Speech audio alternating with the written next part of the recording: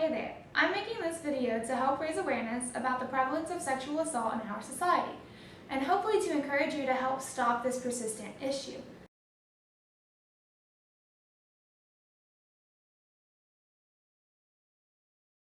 They don't want to look like an idiot if there's actually nothing going on.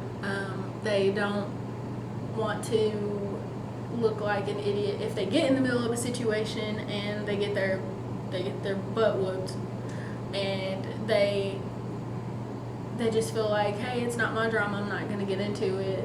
They don't want to get involved for various reasons, like they don't want to be caught in the middle, they don't want to get hurt themselves, they're too scared to intervene, and so because of that they just choose not to, because I think ultimately they're just kind of scared and it makes them feel uncomfortable, and people don't want to deal with things that make them feel uncomfortable even when it's needed.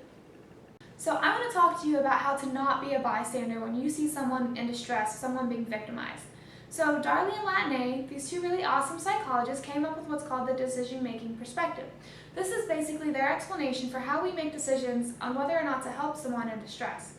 And so basically, in order to help you help others, my friends and I are going to try to teach you this decision-making perspective and basically the steps that go along with it so that you can better be prepared in the future and know when to help someone and how to do so. The first step is perceiving a need.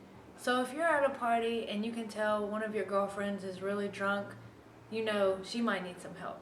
Also, if someone's trying to get in a space alone with her or something to that effect, you know that there's a need there. So the first step is perceiving the need and saying, hey, does this person need help, or is she capable or he capable of taking care of this on their own? So the second step in the decision-making perspective is whenever you decide whether something happening is your personal responsibility to deal with or not.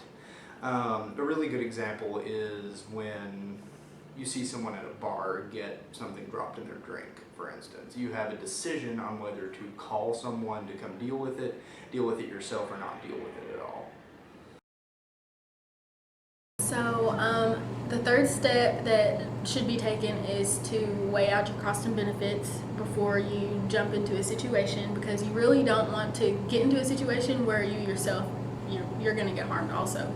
So take into consideration all the risks and all the benefits that could come from helping, and I guess go from there.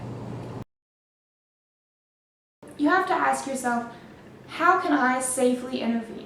Depending on the situation, there's lots of different courses of action you can take. You don't always have to physically intervene, and that's a mistake I think a lot of people make, is feeling like they're too small to do anything. Well, you don't have to be big to call the police. If you feel someone is being threatened or hurt, go sit with that friend or stranger at the bar so that they're not alone, they're not an easy target. Go talk to them at the party. If the situation calls for it, if you feel like it's safe enough, go to that person who you think is about to be victimized and ask them, do you need help? Do you feel safe? Is there something I can do to help you? So the final step is deciding to actually give the help or not. So now that you have this information, will you choose to give the help